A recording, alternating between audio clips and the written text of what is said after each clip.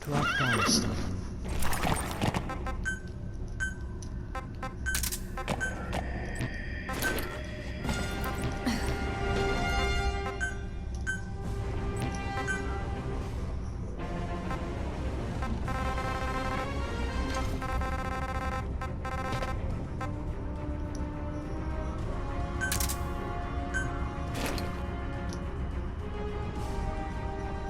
So this seems to be the same as this.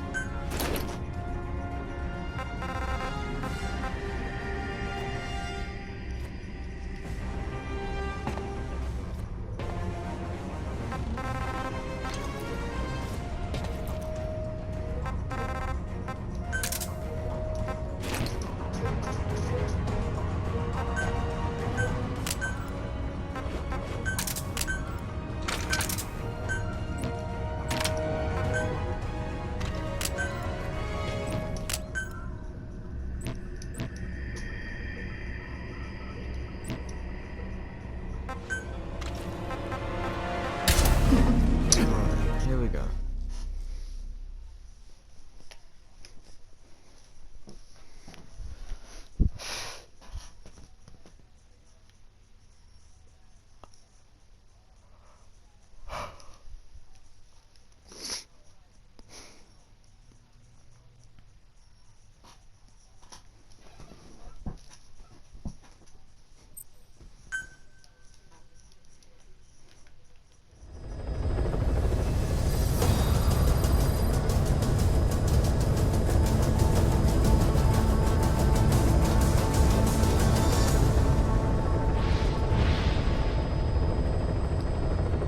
So you're just gonna be no talking.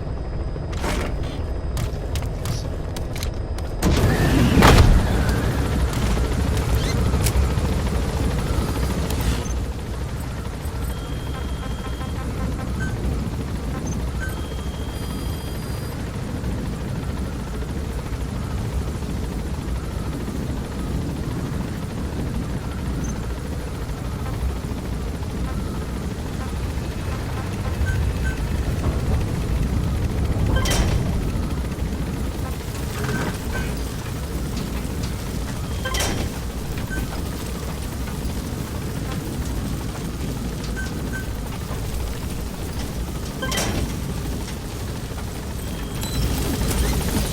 Be careful down there, boss.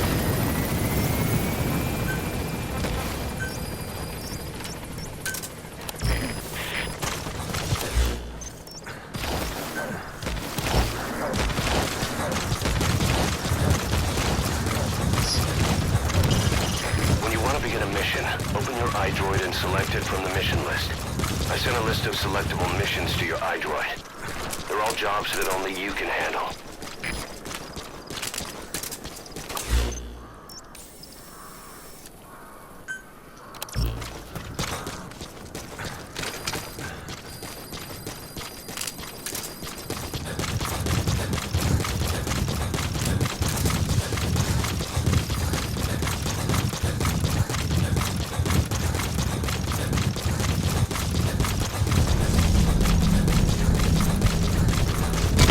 Oh! Saw that at the last second, Jesus Christ. КП-1, взрыв в секторе! Точное место неизвестно! Прием! Это КП, понял. На нас напали. Всем подразделениям. Боевую готовность. Конец связи.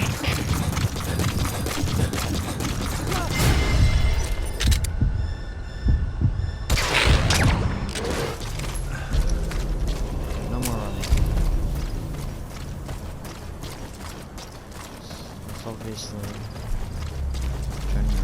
generally bad.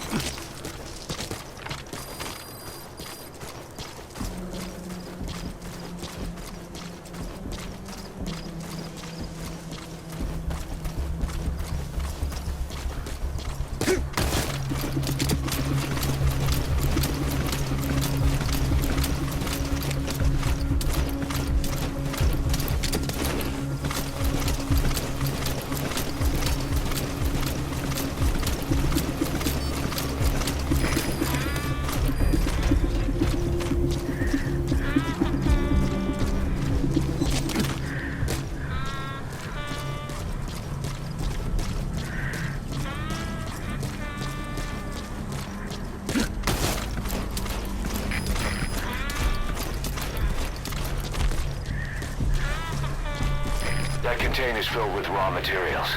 Looks like they're using those colored bands on the outside to tell the contents apart. Whatever's in them, they'll come in handy somehow for Diamond Dogs.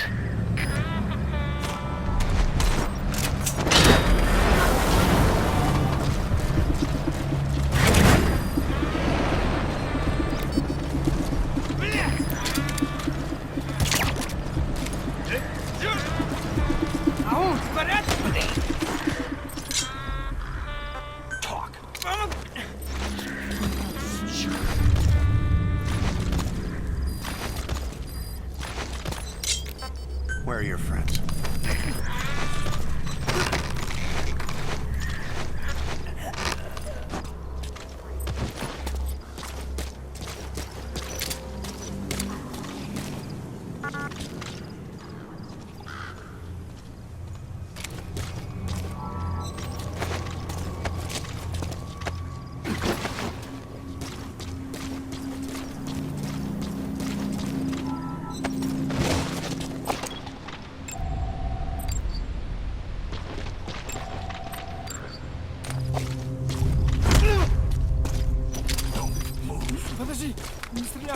Papa-G.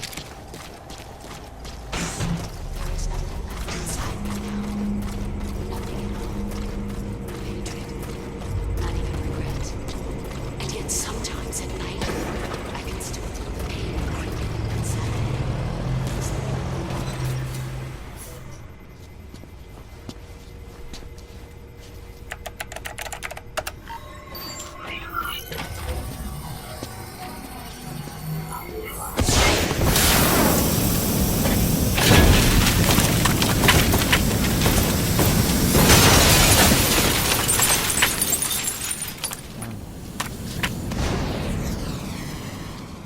That didn't work, I guess.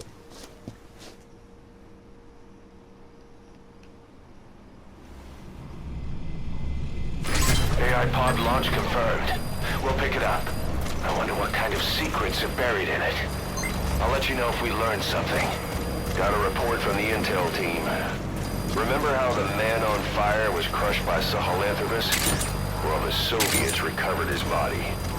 Could he really be dead? Boss, head for Yaha Ogu's supply outpost and secure the man on fire's body. If Skullface was right, and a thirst for revenge can turn a man into a demon and keep the dead alive, then this man on fire who's been coming after us ever since you woke up, well, that just might be what's left of our old friend Volgin.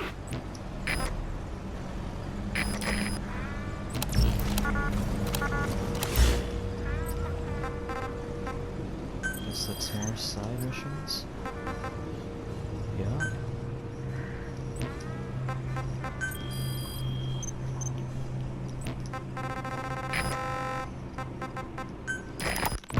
There's something I've been wondering. Why are you called Code Talker? During World War II, the U.S. military used the languages of different tribes, including the Navajo, as codes, right? I know the term Code Talker was used to mean people sent to the battlefield to speak in those codes. Were you one of them? Our mother tongue was indeed used for war. But I did not go. I was already over the conscription age. However, I was made to help craft the codes that were spoken. So in a wider sense, you could call me a code talker for that. Navajo is a complex language, and virtually no one outside the U.S. speaks it. They must have thought it was the perfect language to use as a code. Yeah, in the end, the Japanese never cracked it. The cipher is king in information warfare. Of course, they didn't simply speak in Navajo. They created substitutions for words according to a code book, and then translated those into our language. Young Diné was sent to the front lines of the Pacific Theater as code talkers. To fight is an honor for the Diné. They were the pride of our people. But I cannot say this history brings me joy. Words are alive. When they are spoken, life is breathed into them. They become a part of the listener. Our words were transformed into lifeless ciphers and used for war. This, after the Black Eye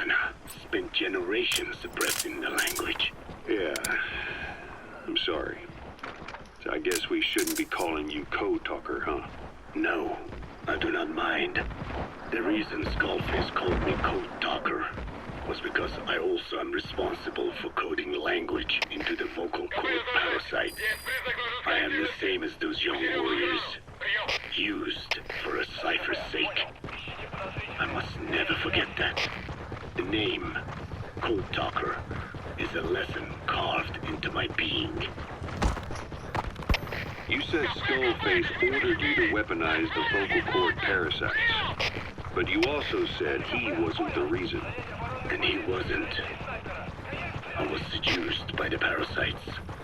That is a fact. How? You mean from your curiosity as a scientist? That I cannot deny. But there is more to it. The story goes back to the 19th century, to my earliest memory. One day, a man from the government visited our Hogan, our home. I cried as he yanked me from my mother's arms and took me away to an Indian boarding school. From that day forward, I became George. This was the name my teacher gave me. I was forced to give up my Diné name, forbidden from speaking anything but English. If we dared utter a word of filthy Navajo, the teacher made us eat a bar of soap. Yeah, that was the U.S. government's education policy for Native Americans. To erase our words was like erasing our people. Their education was tantamount to ethnic cleansing. Over time, the overt persecution of our language stopped. But to this day, it continues to be eaten away by the lingua franca, that is English. Many of the Diné outside the reservations can speak nothing else. And it isn't just our language. Across the world, minority languages are being destroyed by dominant languages. Many are on the verge of extinction. Enter the vocal cord parasites. Yes, I began thinking that minority languages needed some sort of deterrent against dominant languages. In order that their peoples and cultures would survive. It was then that I came across literature at the Foundation claiming that man acquired language thanks to a type of parasite, one that distinguishes between languages as a precursor to reproduction. If I could just resurrect it, make it more pathogenic, I would have my deterrent against English. But I failed to hide that aim from Skullface. He noticed.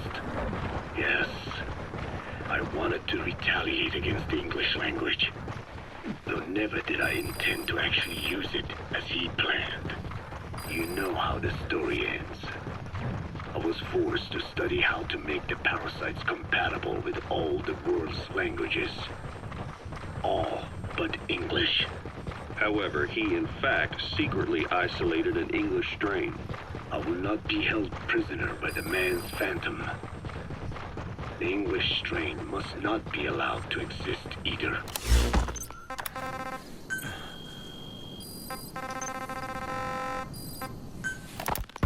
A ruler's greatest wealth is not money or land. It is the number of individuals under his control. Subjects who work, consume, are there to be used as pawns in war. For a capitalist ruler, his people's power becomes his power. You are the same. With your diamond dogs, you spin it with your speeches. But what you're doing is bringing as much talent as you can into your little domain. Every person another feather in your cap. Yes. Since ancient times, every civilization's ruler has had the same idea. When people unite under one will, they become stronger than the sum of their parts. And the one will is the ruler's will. And what do rulers use to bring people together? Language. In the Old Testament, It is written that only one language was spoken in Eden. A shared tongue that united all of humanity.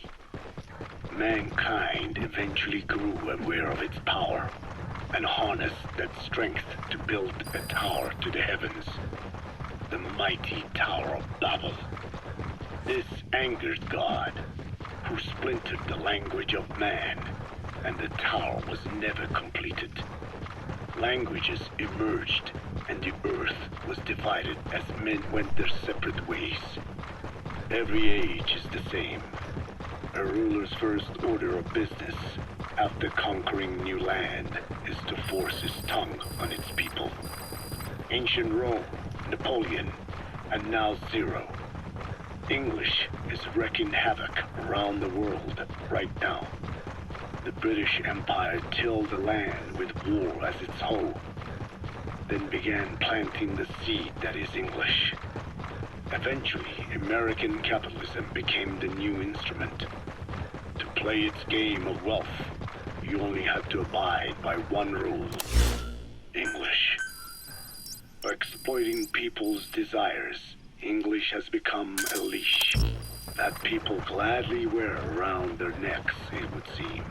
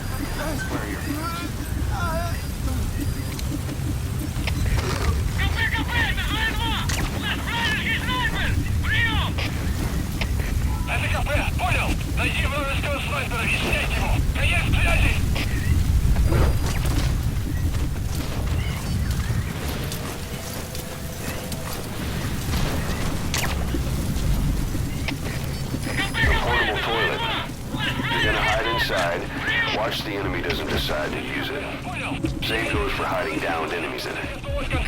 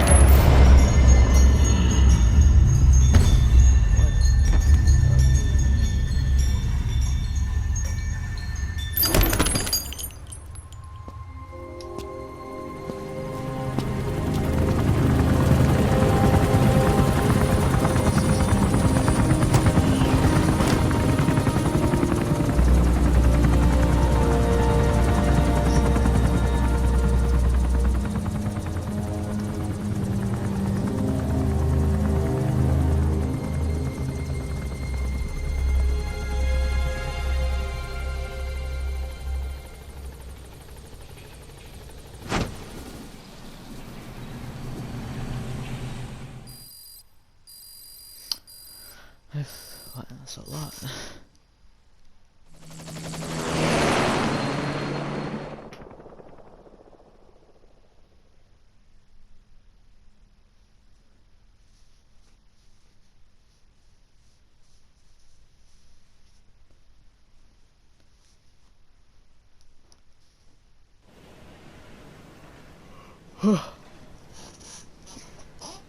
I barely recognize you, Colonel. Skullface used your thirst for revenge against Big Boss, did he?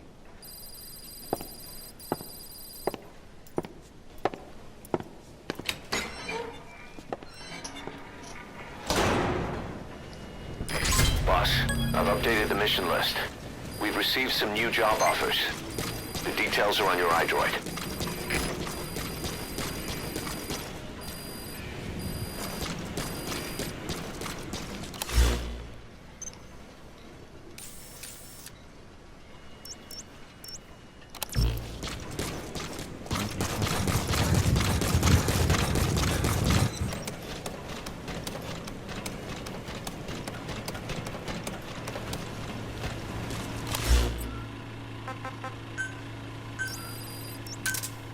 Roger.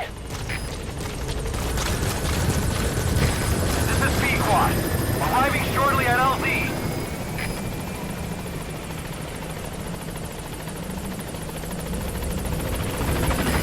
This is Pequod. On station at LZ.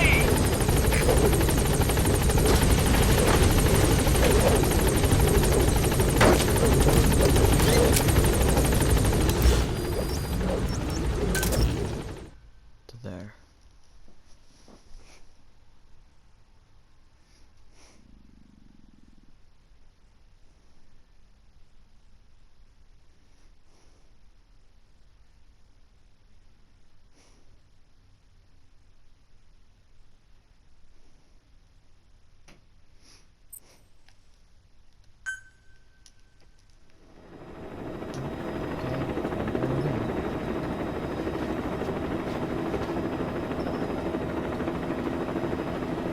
What is it? Helicopter. It's raining.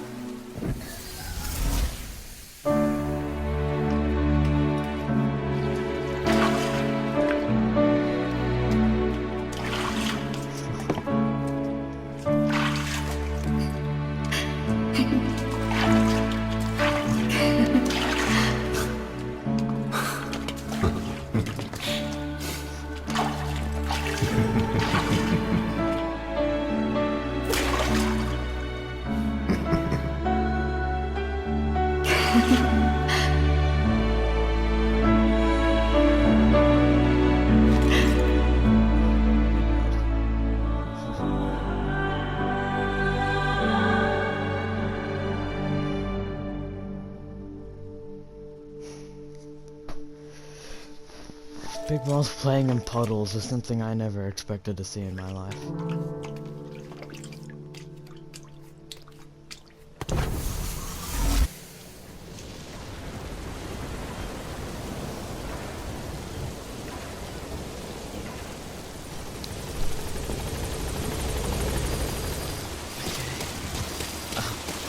Boss, about Eli. No matter how many times we talk to him, he just won't listen. He sees everything in terms of victory or defeat and still won't accept that you beat him. We're gonna have to put him in his place. Again. If you don't mind, come back to Mother Base and go another round with him.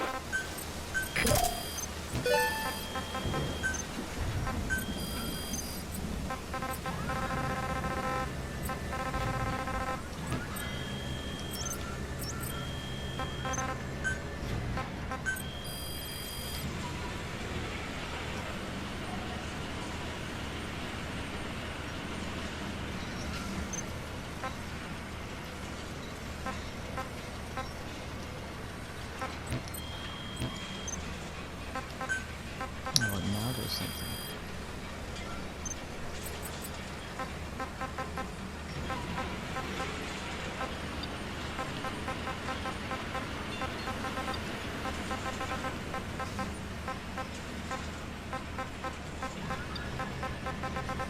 What is it?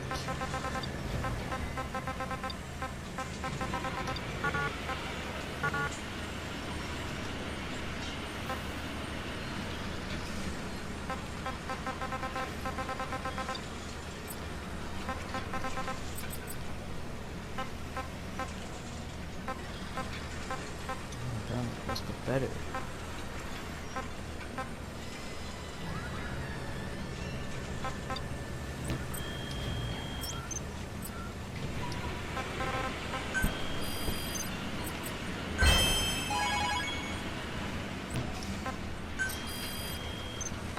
Is that me getting 100 or something?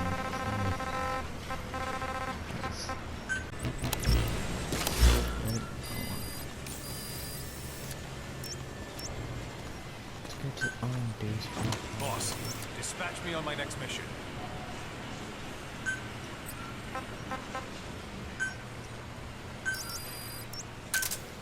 Roger. This is B-Quad. Arriving shortly at LZ.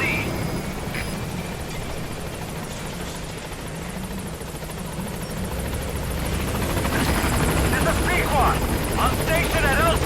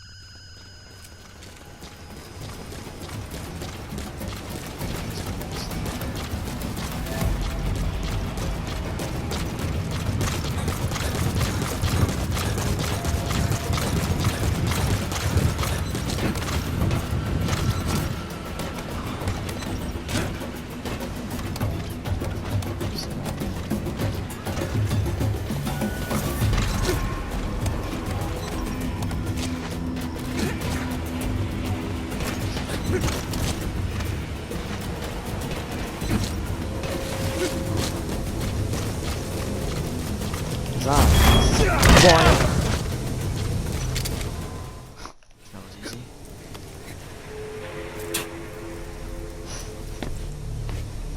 I love beating up children.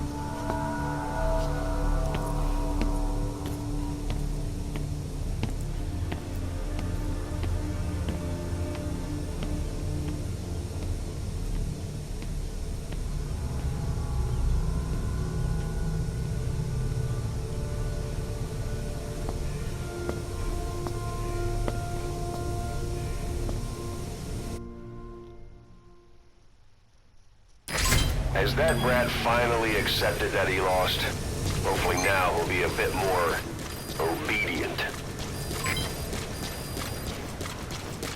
Wait, children. Wait a minute.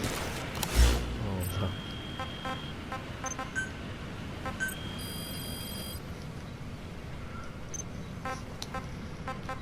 I can mass produce children. Great.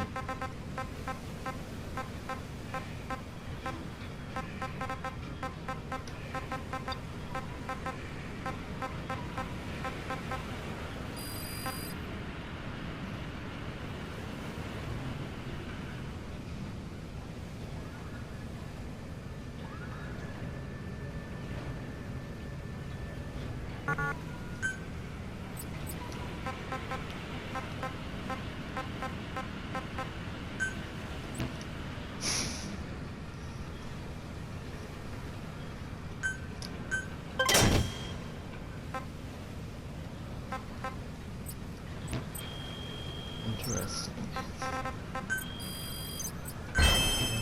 Very interesting.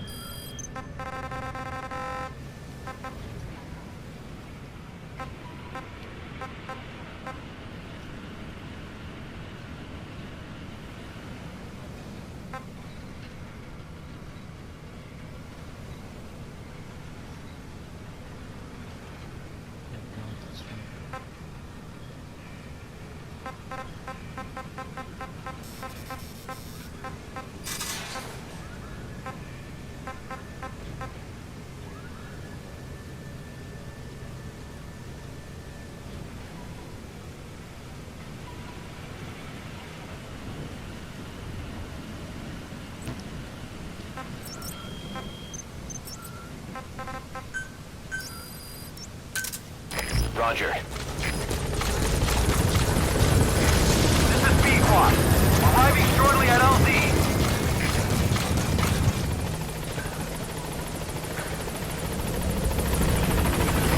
This is Pequod.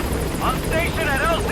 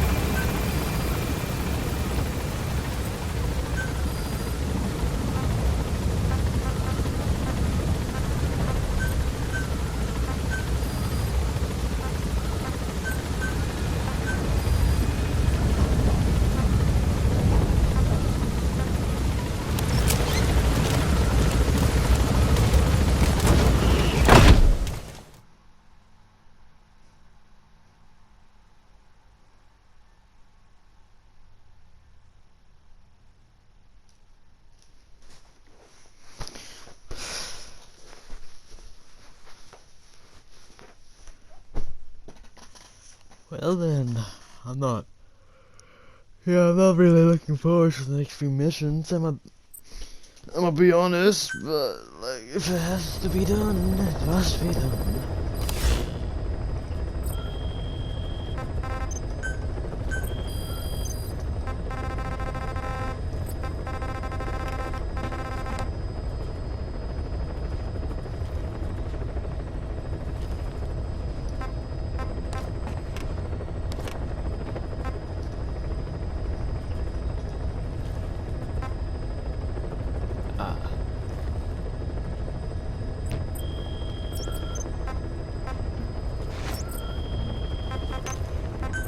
Just do this again.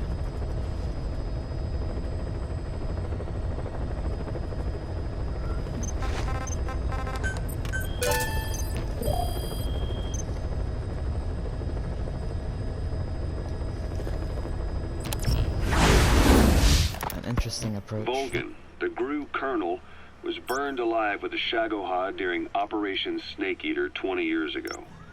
Despite suffering severe burns to his entire body, he still clung to life.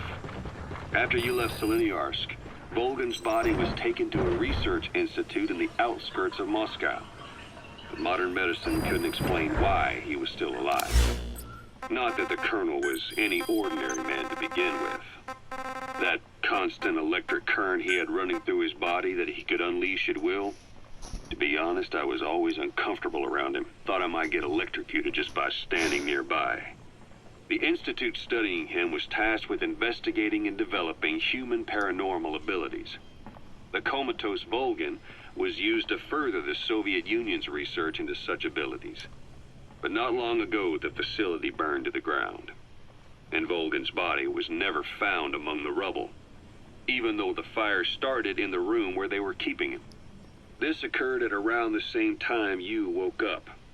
If Skullface was right, and a thirst for revenge can turn a man into a demon and keep the dead alive, then this man on fire who's been coming after us ever since you woke up, well, that just might be what's left of our old friend Volgin. It's not over yet. Back in '64, in Seleniarsk, you brought his plans for a utopia down in flames. That grudge is what's keeping him alive. The day the research facility holding Volgin burned down, a Soviet jumbo passenger jet happened to crash nearby, far away to the north of that hospital in Cyprus. On board the plane was a young boy who was being studied at the same facility. The plane fell to Earth from over 8,000 feet, but the boy's body was the only one not recovered. At almost exactly the same time as the crash, Volgin awoke in that facility. According to the Research Institute's documents, the gifts this boy demonstrated included psychokinesis and telepathy. To protect his mind from being inundated with other people's thoughts, he always wore a kind of gas mask. A rudimentary form of psychic insulation, apparently. We don't know where this boy is, but if Skullface is connected to him, we may cross paths with him yet. This boy is part of a new age where nothing we understand about the world makes sense anymore. Don't let your guard down. So what were they doing at Enzoya Badia, Baloo? That facility with all the people laid out in rows? The abandoned factory Shabani was held in. It is precisely as you guessed. Black Anna was coding languages into the vocal cord parasites. They infected the subjects with the parasites, then made an incision in the throat to expose the vocal cords. That allowed them to play recordings of a desired language directly to the parasites. And the parasites learned the languages that way. That's some teaching method. I just don't get how a bunch of bugs had the brain power for it. They don't. Do not judge them by human standards. They do not learn as a function of intellect. Then how do they do it? What language the parasites react to is coded into their genes. You could expose the Japanese strain to English for years, and it would never learn the language and react to it.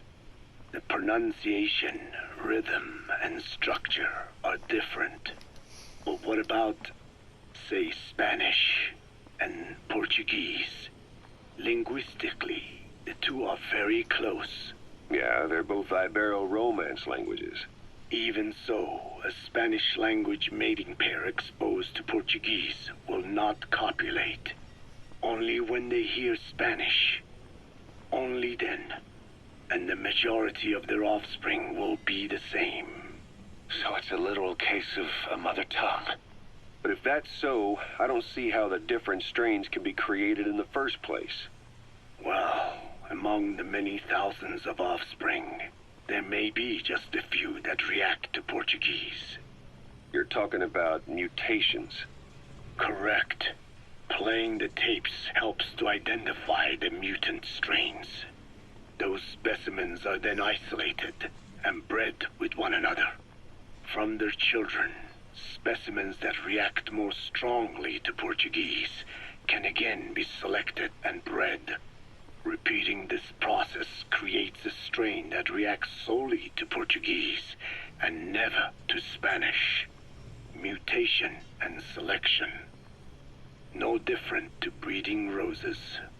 So you kept increasing the change over the generations, adapting them to languages from all over the world.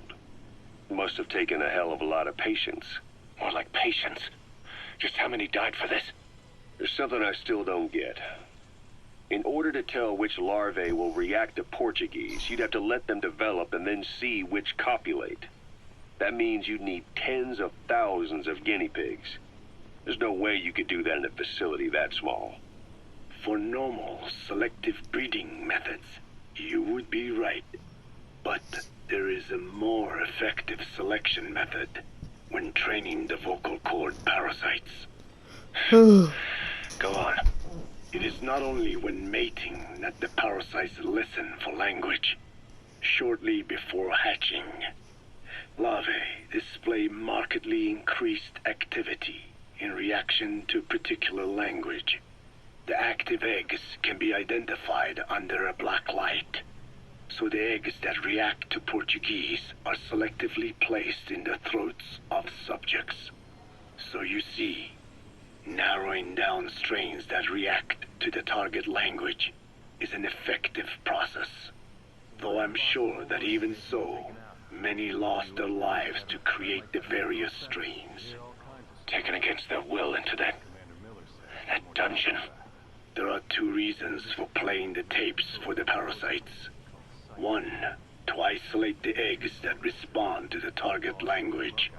And two, to cause the specimens raised from the selected eggs to mate.